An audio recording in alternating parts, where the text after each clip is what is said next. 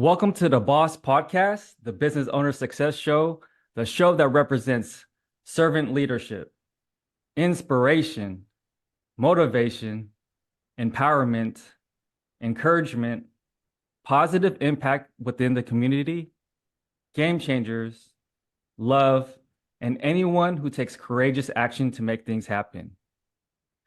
I'm Jason Delumpa, your host, and ladies and gentlemen, get ready because I'm so incredibly excited about our guest today. This person is shaking up the world for business owners by building your business through becoming a published author and through speaking. She's helped countless businesses, and she's about to share some valuable insights, experiences, and stories with us. And I know her story is one that you don't want to miss. With that said, Terilee Harrison is an elite networking coach and trainer, entrepreneur, global speaker, and author with over 15 years experience working with thousands of business owners. She's passionate about helping coaches, consultants, and solopreneurs network in the most dynamic and lucrative way. So without further ado, please help me welcome to the show the talented Miss Terilee Harrison. Oh, Welcome thank to you the for the podcast. warm welcome, Jason. I'm so happy to be here with you. Absolutely. And the audience is in for a treat. Terilee, in your own words, can you let the audience know who Terilee Harrison is, what you represent, and how do you show up and serve the world? That is such a big question, and I absolutely love it.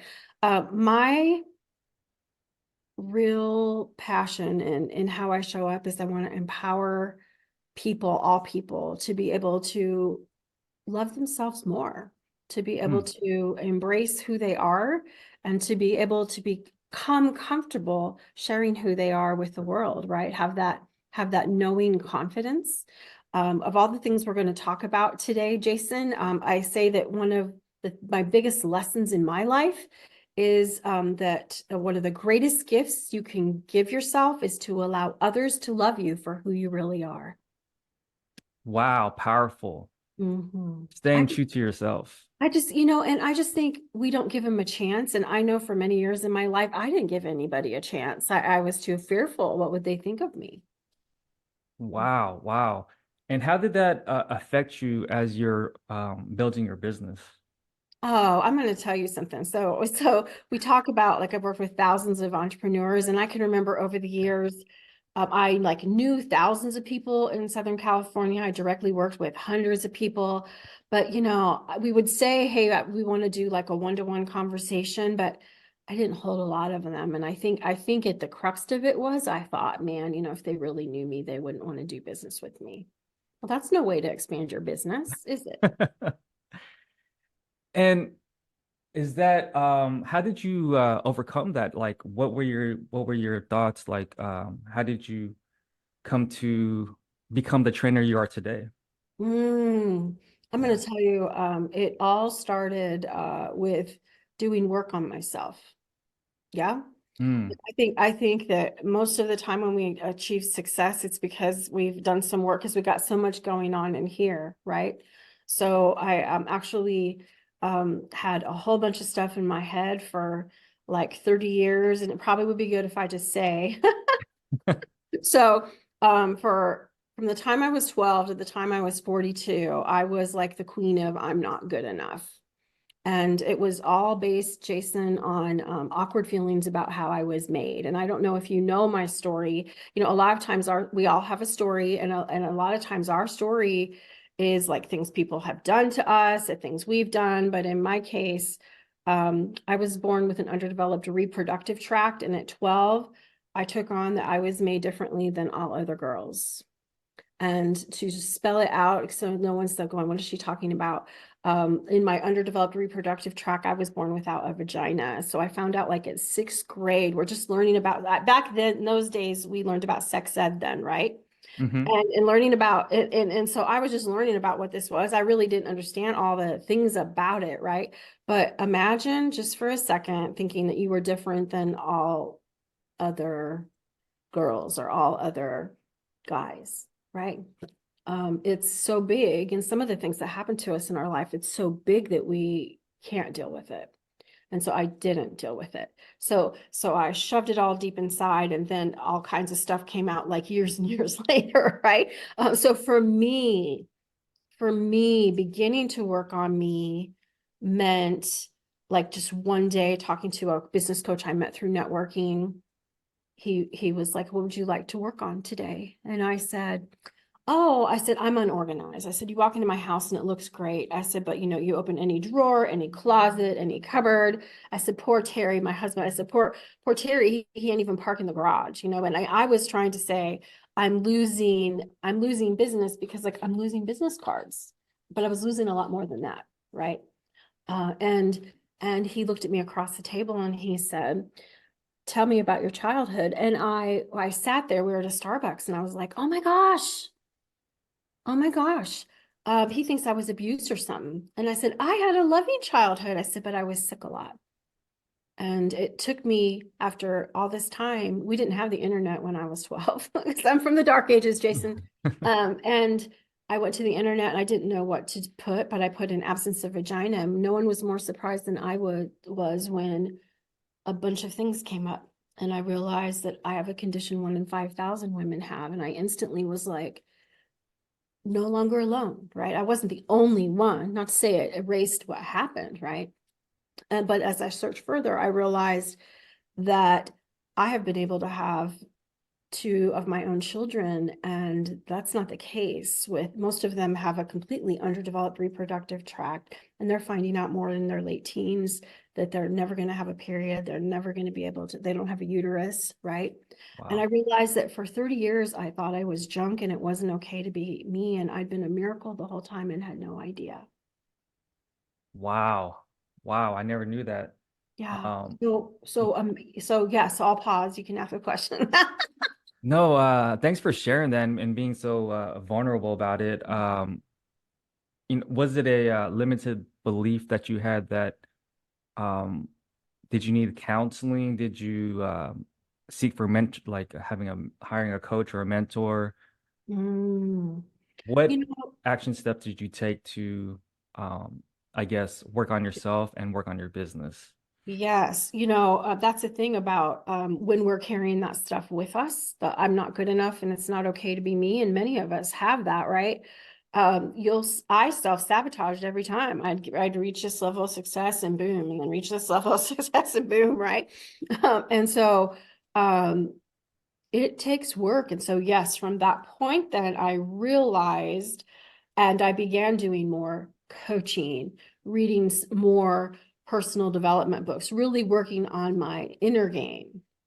And so there are times now that I'll do something and something will come up and I'll be like, because now it's 15 years later, okay, and I'll be like, "Ah, I already dealt with that," or I thought I dealt with that, but you know what, I have dealt with it a lot, and I encourage everyone. Yeah, you're in business, it'll be these things. These are the things that'll hold us back, that conversation that we have. And sometimes we don't even know, Jason. Sometimes we don't even know that that conversation's going on. I didn't know that every day when my feet hit the floor, I was like, "You're different than all other girls." But I think I was. Yeah, it's they say your test is your testimony. Will be your Yes. testimony. And I know Yeah. before the podcast, we briefly talked about faith. And Hmm. from hearing your story from where you began, all those years of just having self-limited beliefs to now doing your own, what do you say, TED Talk or Oh, so I let the cat out of the bag with Jason oh, I'm so sorry. I didn't know. before. No, I want to let it out of the bag, and I'm really happy and proud to do it with you, Jason, my friend. Wonderful. And And so and no, the audience. and the audience and your audience, yes, I'm really thrilled to do this today. No, in the speaking coaching that I do, I want to have a platform for others to be able to boldly share their story as well. And so I'm launching my own version of TED Talks. Jason went, "Oh," when I told him. And it's really to help faith-based business owners, speakers, authors, podcasters be able to share their stories in the most impactful way. And so I'm inviting people who are wanting to share.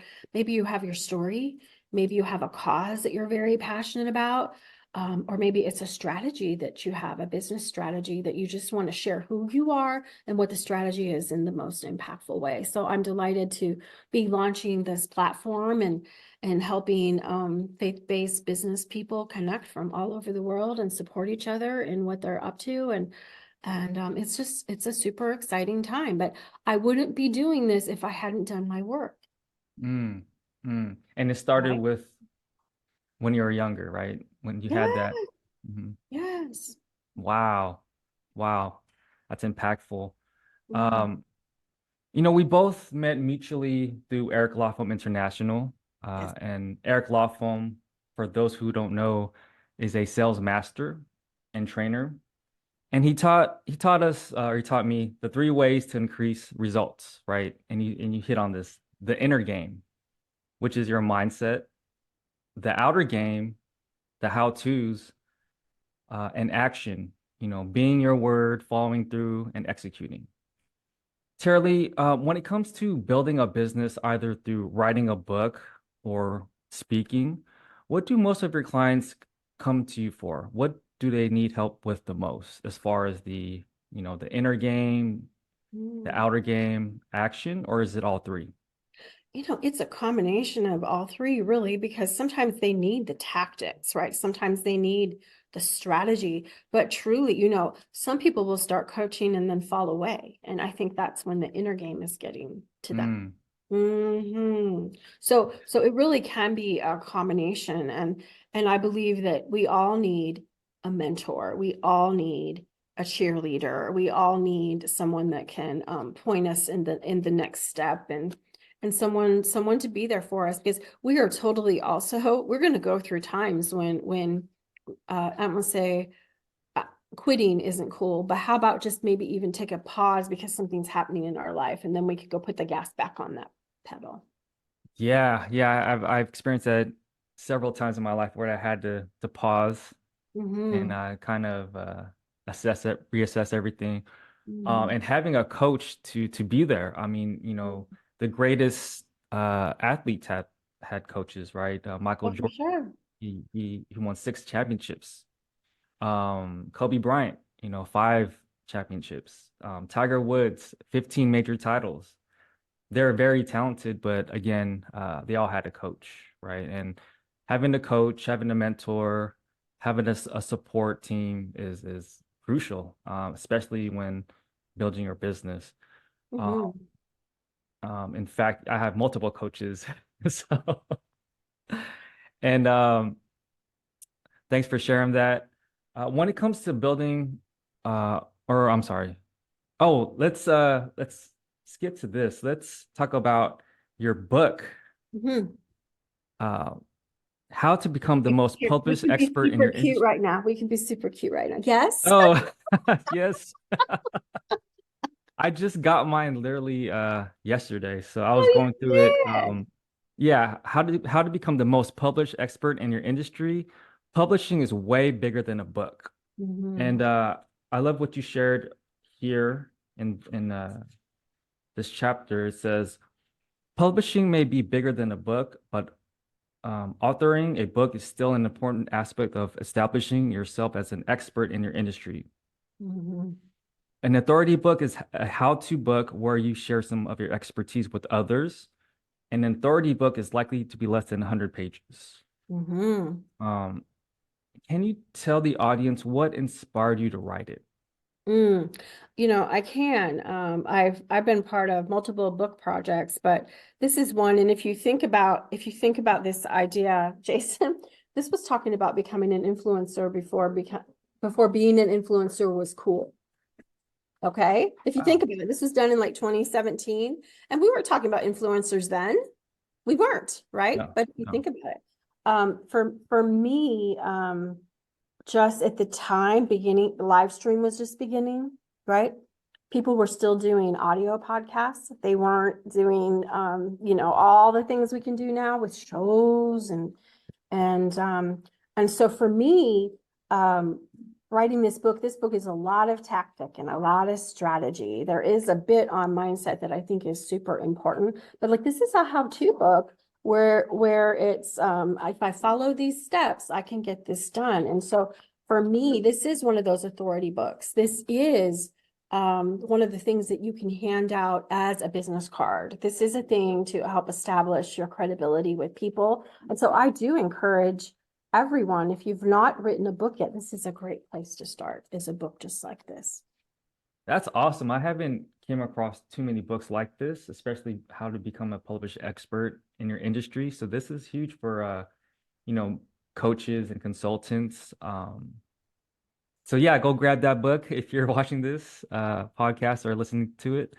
Now you co-authored that book along with Eric Laughlin, is that right? I did. Yeah, yeah. Yes, I'm Um, grateful. I'm grateful for that. I encourage people to think about it's okay to co-author. And it can be a great thing to co-author with someone. It helps bring in both sides when you go to promote. And can I give another little tip while I'm here? While I'm thinking about it, I think we might talk about this more in a bit, but I want to share something also. Did y'all know that when you have a book, that if you have someone write the foreword, right? So the foreword is someone of influence saying, hey, this is a good book. This is what it's about. This is Terilee, and you should listen to her, right? But if you include on Amazon who the foreword is by, when people look that person up, your book shows up with all their books. I don't know if y'all oh, knew that. nice. I don't know if y'all knew that. So there are ways to connect in with people of influence. We could talk about all kinds of strategies Ye- today. We could talk for hours. I don't think your audience wants that. Go grab that book. Yes, yes, Please. yes, yes. Um, Now, is there a specific you know, chapter in your book that holds extra significance for you? And is that in this book? Uh oh yeah, you do have a couple books. But yeah, the first book, yes. Hmm. I think I think it's the one on mindset because it doesn't matter what, and I've talked more about mindset and the other things I've written as well. It doesn't matter what you know about writing a book or what you know about podcasting. If you're not ready for it, if you're not ready to go claim I think there's a day you step into it, Jason, and you say, I'm an author. There's a day I said, I'm founding my own version of TED Talks, right? There's the day you say it, and there's the day you begin putting it out there, like you switch your social media, Mm, right? You claim it, you step into it, and you know it. And without mindset, all these things are nothing because we may not take action. absolutely. It's saying one day or day one. That's right. That's right. Yeah. Exactly. And actually, if you guys don't know, I hired Terilee to be my coach and helping me publish my first book. So I'm excited about that. And I said to myself, you know, day one, That's right. and I'm working on it, and it's going to get completed uh this year for sure. Awesome. I'm so excited about that. And we'll Yeah. celebrate together. It's going to be great. Oh, wonderful. Thank you so much, Terilee. Um, Now in your other book, High Level Networking, which is Oh, we can another be cute again. Mhm. strategies to expand your network, build referral relationships and joint ventures, and grow your email list. Now, you share in the back of the book, um, networking works when you know how to work it. Mm, If business is not where you want it to be, you need to reach more of the right people and the strategies. Terilee Harrison shares will put you on the right track. In fact, the more you network, the more business owners you will connect with, and the more money you can make. And after all, networking is about relationships. Is that correct? totally.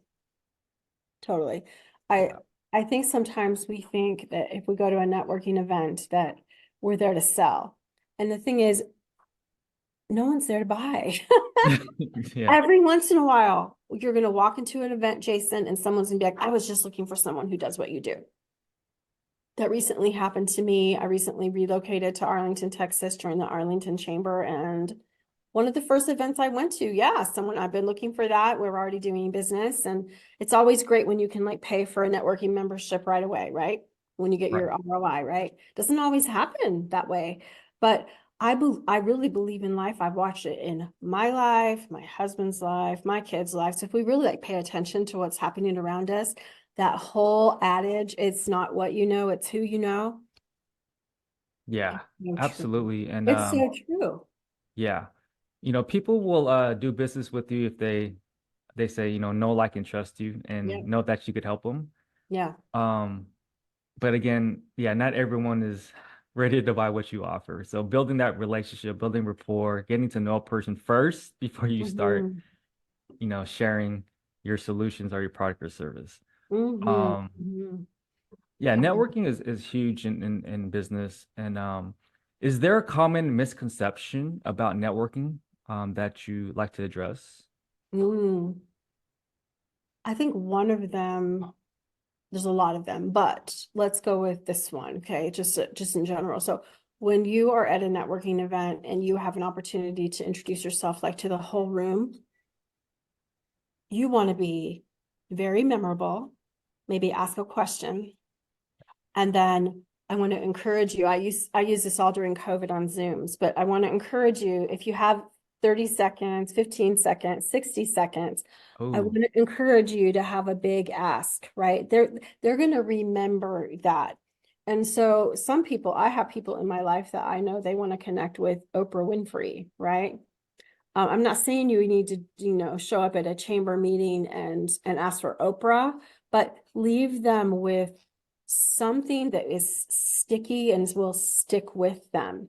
So that could be, I'm a speaker coach and I love to connect with people who coach people publishing their books. And I also love to connect with people that help people launch podcasts, right? Potential referral partners for me, right? Leave them with something because otherwise they're going to sit and go, well, I don't need a speaker coach. And they're just going to go on to the next thing. Our brains are like this, right? So if you will give them something, they may be able to come back to you much later on and say, hey, I have an introduction for you. Or they're going to say to that person when they meet them, oh, I know someone who's looking for you, I right? love it. Yeah, the big ask. Is that something that you see most networkers don't do in their elevator?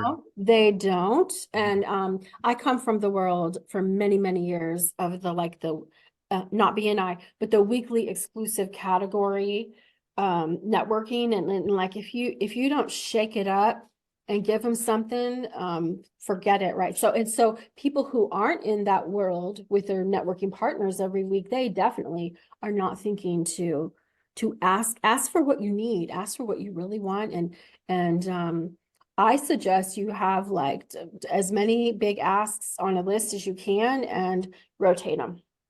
Rotate them. Keep them Mm. moving. Keep shaking it up.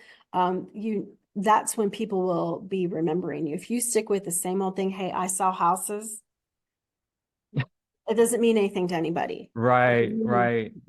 Right? Nice. Yeah. Having a bold ask and having a compelling offer, right? Just Yes. Yes. I You like that. That's want to be something that memorable. yeah, absolutely. Um, Wonderful. Thanks for sharing that, Terilee. Now, could you walk us through your writing process? Um, are you a meticulous planner or does inspiration guide you? Okay, that's a good one. So as we speak right now, I'm in the process of doing a rewrite on a book that was like my life story I published in Yeah. 2013. So like I have a goal. You may have heard me say it that I want my book to go to editing by May 1st. And so this book is called Bold Vulnerability. Gosh, I better be able to master how to say it. Bold Vulnerability, maximize your impact as a speaker. So this is a rewrite, not a fresh. I will start with like an outline, but then I'm going to tell you what I do that is a key, I think, to being able to get books to print, right? right? Right, to be able to actually make it happen. And that is, you do not have to, if you're telling a chronological thing, Jason and audience, you don't have to stick chronologically and fill it in there. Like I wake up and I'm like, what do I want to write about today? And I'm a little all over the place. I want you to Yeah. go with where you feel inspired, go with where you feel like you can make an impact. Because if we can totally get stuck on a subject, on a piece of our story we don't want to share and be like this and shut our laptop and not pick it up for 6 weeks or not pick it up ever. Yeah. Right? So go with where you're inspired, and I promise you'll be able to make progress. And some people are very meticulous. I kind of know where I want to go, and I just fill it out from there. Yeah, I try to write as much as I can. I love what you shared about having an outline structure. And sometimes I'm on like chapter one. Right now, I'm like, I have my outline done, and then I'm trying to, fill in the chapters. And sometimes I'm just stuck, and because my inspiration is not there, it might be in another chapter. Yeah. One day I may have an idea or thought about this specific chapter, and I start writing it down. So Yeah. I guess filling in the blanks and then reorganizing everything back later. You can always move it later. Yeah. Sometimes I will, and if I will put before I leave at the end of my writing time, I'll put start here so that I can search for it and go back there if I want, right? And Yeah. if I feel like I'm not complete with a thought or with what I wanted to say, I'll put, this is just personal. I'm not saying everyone has to this, but I'll put more dot or more star, star, star. And then that way I know that I'm going to search for those stars and I'm going to see where I need to fill in more. If I can be complete with a paragraph or a thought, it's better. But sometimes you may run out of time, or you just might want to know, hey, I want to think more about this. Absolutely. And I know in your one of your groups that I'm a part of, you have a what is this, a writing calendar or Oh, I called it like writing lab, and it's writing when lab? I'm writing. And Mhm. so sometimes I think that just knowing that you could go write with somebody else is helpful. And so I'm on Zoom while I'm writing, and people can pop in and just quietly write. And my schedule may not fit everyone's schedule. Probably I pop it around for my personal schedule, but if it was the same time every day, maybe more people would be able to participate. But one of the main things is just to be consistent to get your book for you and Consistent. everyone else, right? It's you can't let it go for a whole week at a time and expect to make progress, right? If you can even be opening up however you're going to write. I love to write in the computer because I can mess around with it, and I think most people do now, but some people still may handwrite, right? However it is, spending at least, I would say, half an hour. I like to get into my head, and it takes a little while to get, to really dive in and begin to finish that strategy, finish that story. So half an hour a day if you can, and more if you can. Yeah, it's just what they say, what doesn't get scheduled doesn't get done. That's right. And thank you so much for creating that space for us to do that. For sure. Life gets in the way, and sometimes we, it's not on a priority list, but that's why having a coach is important. And yeah, I'm so excited about it. Now, not all readers are leaders, but all leaders are readers is a quote by Harry S. Truman. Mm-hmm. Um, what three books have you read that you would recommend reading for all of us listening, and why? This is going to sound really bad. Are you ready? I don't read a ton. I don't read a ton. And if I support a lot of authors. And so like when I see that they have like their Kindle launch and things, I will get their books. And so, or you know what I tell myself in times like this? So as a leader, I'm falling down on this job. As a leader, I'm falling down on this job. Like now when I'm in rewrite mode, I'm like, I don't have time to read other people's stuff. Mm, However, I just met and supported an author last week in her launch, and I'm reading her book. So I guess I like to support my people. I'll be yeah. reading your book. That means I'll be reading your book. Yeah, We thank you. can learn from everyone. Well, We this can could learn from be everyone. two of the three, right? There you go. There you go. There you Yeah. go. Yeah. Um, by the way, how many books do you have, Terilee?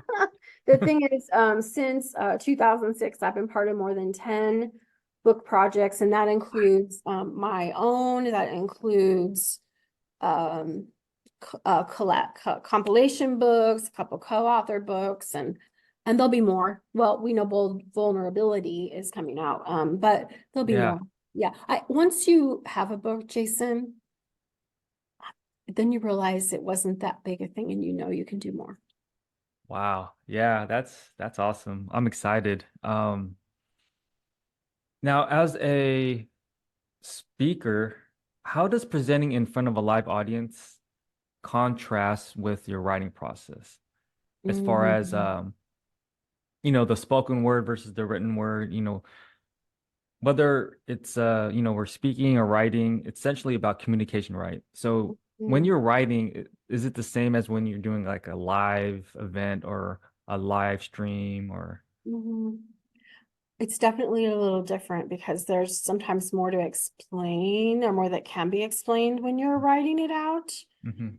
There's definitely an opportunity when we talk about leveraging and like uh, transcribing things and using them for different purposes. There's definitely that ability. I'll tell you what, when you speak, like if we were to transcribe our interview today and say we're going to put that into a book, we would have to do a lot more work to make it for the book. There's going to be a lot more fill in, editing. We don't speak like we write in general.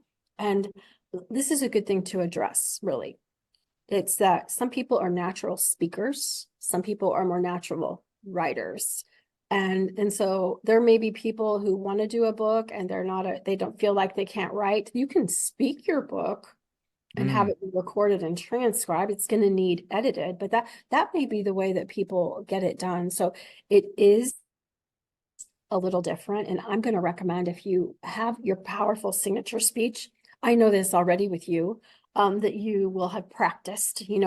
We talk in our internal business coaching conversations and group coaching conversations about, like, go get 10 speeches done, because that helps you build your confidence, build that muscle, work out the kinks, right? And so I do think that every time you speak, it is a benefit to you. But we're going to want to learn how to be clear and concise in our speech, we'll master telling a story so that it's the most powerful.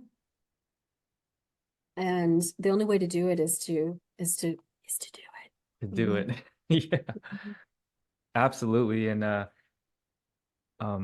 you know, times like writing a book or whether you want to do a speaking engagement, sometimes we're in our heads and like we stop ourselves, right? And the only way to do it and get better at it is to stop thinking and start doing. Yeah, right. Even if it's like writing, um, you know, the first paragraph of your chapter or coming up with the title, or when it comes to speaking, maybe doing a 3-minute video, Mhm. right? And um, joining networking events where you could do your elevator pitch. Mhm. Just get out there, start doing it, and you'll just get better over time. So absolutely, Terilee, I agree with you 100% on that. Now, I'm sorry, who are your favorite speakers or communicators that inspire you? Mm. I love Les Brown. I've always loved Les Brown. Les Brown, and probably because he's real. He's funny. He shares his things, but he speaks his truth, right? He's motivational, right? Um, I, to a point, I follow Brene Brown, and I love her message, and that's because there's a theme in what she teaches that I talk about. But I'm going to share something with you. I've not read her books, and that's because I don't want to be mini Brene regurgitating her. I want to be authentically me with my message. Maybe one day I'll read her stuff, but up till now, all this time I haven't. And but I do also, she shows up in a very real and authentic way. So I guess that's why I like them. Mhm. Nice. Yeah, actually, I was listening to Les Brown this morning, and he's one of my top favorite speakers as well. But hearing his story, he sat on his speaker dream for, what is it, 14 years. Mhm. in his head, just thinking about it, am I good enough? Mhm. So that's most of us. That's most of us. Yeah. Now you do listen to podcast or I do. YouTube. I do. Hmm. Yeah. So I guess Hmm. that's another form of consumption, right? As far as like It content. is. It Yeah. is. And Yeah.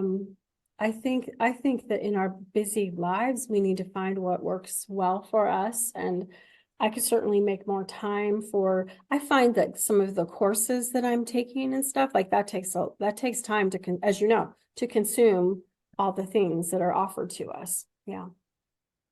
Absolutely. And what are the most common mistakes you see with new or inexperienced speakers? Mm. I'd see that people have a desire and they just don't know where to start. And I Right. remember I'm not saying everyone should flock to Toastmasters, but way back when it was one of the first things I did. And it is wonderful to have a place where you can practice. And that's one of the things not that I want to incorporate into Bree Talks is that it's a community and there's always going to be regular story power hours where you can come and be practicing with people and be able to get some positive feedback because it's super important that you're able just to hone your craft, write a speech, give a speech, right? And then there's the whole business angle to go with it. Like I'll never forget, I took some speaking training back when I published my story in 2013, and the thing is, it's also there's a business of speaking that I don't think people realize. They think that they're going to speak, but you have to sell a lot of $12 books to be able to make a house payment, right? Month after month, right? So what else could you create? Could you create courses? I remember when they suggested I start doing coaching, I was like, what? I thought I was just going to tell my story. And so there's people just don't know all the back end. And so that's where having someone be able to help you and help you just develop your business is key. Absolutely. Absolutely. Fear of public speaking is rampant. Um, what are your best techniques for helping speakers manage their anxiety? Mm, I know it's going to sound really terrible, but the main and I wasn't born a natural amazing speaker out of the womb. Okay, so I've had my own moments. Okay, um, sadly, it you can overcome it by doing it. And I remember so many even networking meetings waiting for them to come around just for me to stand for 1 minute and say something when I'm like the butterflies are just going and I'm shaking. And um, the main way to get over it is to do it. Yes. That and not give in, not give in. I remember at a networking meeting many, many years ago, there was one of our members was deathly afraid of speaking. And so she started off, we had to took turns giving 10-minute presentations. She started off sitting. She could barely talk. And by the end, by like minute 8, she stood up in the chair and said, and that's a sample. That's a sample of just doing it and just understand that also you're not alone. You're not the only one that feels that way. Right. Everyone has felt that way. Les Brown, everybody, we've all felt that way. And there'll be times, I'll tell you like sometimes when you show up in your authenticity. Okay, so after 30 years of me not telling my story, right? Here I was out in, this is an example. I was out in business speaking 3 to 5 days a week, speaking, very actively. And the first day I decided to tell my story, I thought, hey, I've been speaking, I got this. Mm-mm.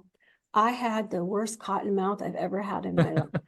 Because I think about it, I had a story I had stuffed down inside for 30 years and I decided to let it out.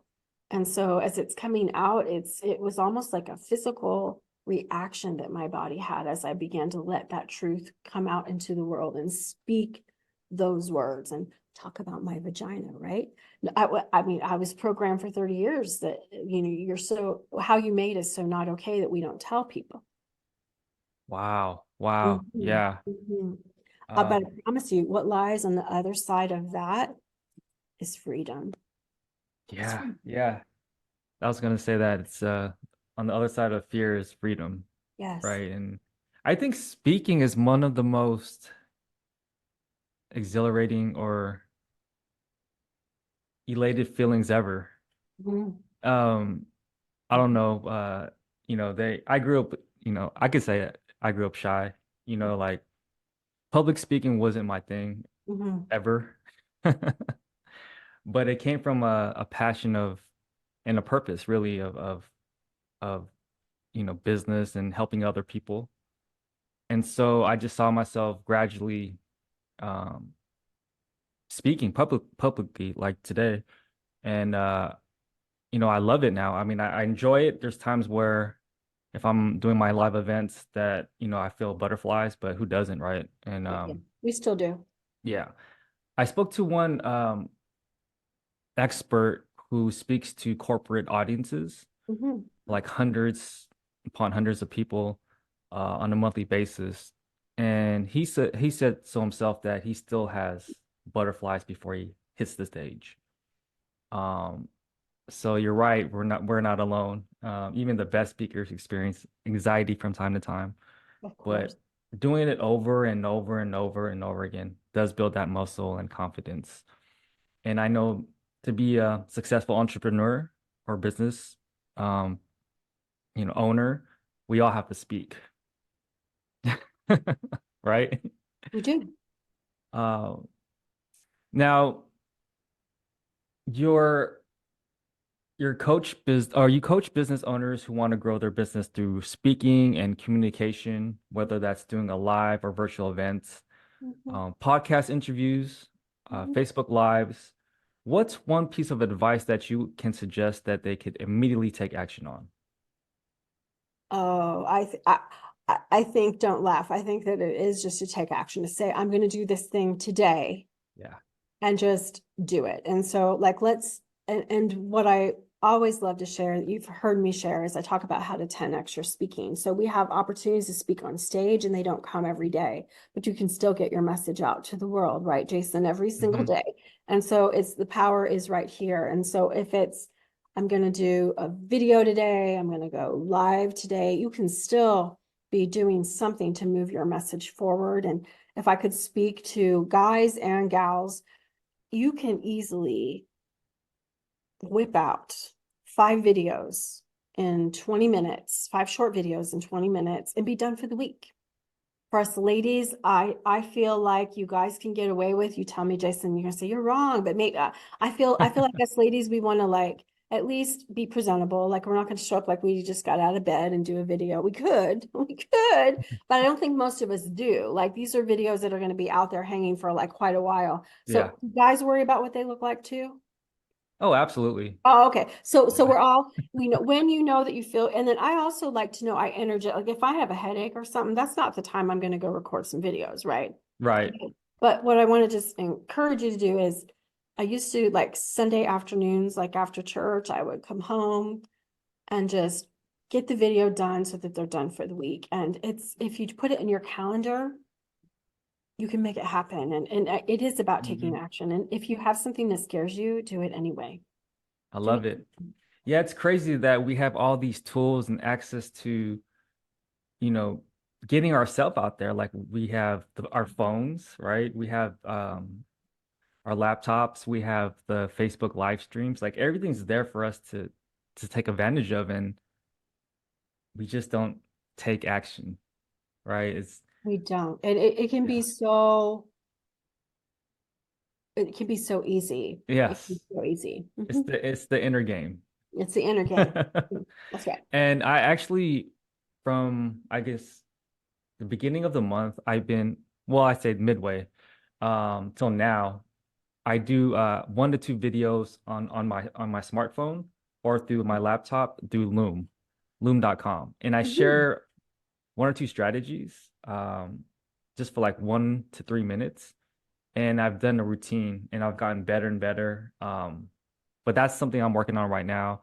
So anyone who has, a a smartphone or a laptop, you could do this. So Like you that's don't have, everyone. yeah, We're telling you, all of you can do it. yeah, absolutely. Uh, Now, what's the most rewarding part of being a coach? Mm, it's watching people get over themselves, watching people do things they never thought they'd do, um, helping them get through that inner game. Sometimes more people need more hand holding than others, and that's almost the most rewarding. That's when Yeah. you really have those people who are really like stepping up and stepping out and being able to cheer them on and help them grow. It's just really, really amazing. Awesome. Thanks for sharing. As we're winding down this podcast, I just have a few more questions. How do you want to leave a legacy? So now that I started off and told you a little bit about what's cooking, what's launching, I back when I wrote my story in 20 and released it like in 2013, I had said that my vision was to help over 1 million people overcome shame, and now I'm shameful to admit that I did like hardly anything with that ever since. But I think through launching Bree Talks, I think that it's not too late. I think there's plenty of opportunity to help people embrace themselves more, love themselves more. And guess what? When we love ourselves, we can love others in a truly authentic and real way. So that's that. I am not taking that off the table, that is possible. So I would love to help people be able to overcome shame and love who they are. Isn't that something where, thanks for sharing that, by the way, that once we get to really love ourselves and know ourselves truly, at the core, it's easier to love other people.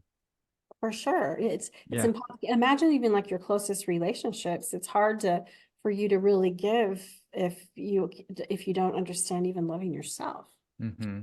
Yeah. Wow. Now, where can listeners find you online? I want to invite them to my name, how it's spelled here on the Zoom. TerileeHarrison.com is a great way to find me. I would love to meet your listeners, have them message me, and would definitely love to say hi that you met me through Jason. Jason's one of my favorite people, so I would love that. Likewise, Terilee. Now, as a speaker, you are open to speaking engagements. Do you have any upcoming speaker events or summits? I do. I do. I do. I am speaking at the Own Your Stage Summit that is coming up this week. If people find me on my social media, you'll see I'm always usually promoting something. And then I am having a webinar later in the week for faith-based business owners that feel they have a story, cause, or method to share with the world. So those are coming up. And then in Dallas in a week, I'm going to give a networking presentation. So we're gonna dive into this in another week here locally. Wow, taking action, massive action. Uh, you know what? Yeah. If we want to help 1 million people, we have no choice. Yeah. Yes, absolutely. Awesome. Hopefully I could attend some of those events. I would love that. Yeah. Any last words worth sharing? If I could just speak from my heart to the hearts of your audience and your business owner friends, it's that I want you to remember that you're good enough, that you matter, and that you are loved. And I hope that you take that in your inner game to be able to have all the success in your outer game. Thank you so much, Terilee. I greatly appreciate you. I love you, I love you. and it's been awesome to have you. Please reach out to Terilee if you have any questions about learning how to grow a business through book writing and speaking. Ladies and gents, this concludes our boss segment. Take care, God bless, and have an impactful day. Thank you so much. Thank you.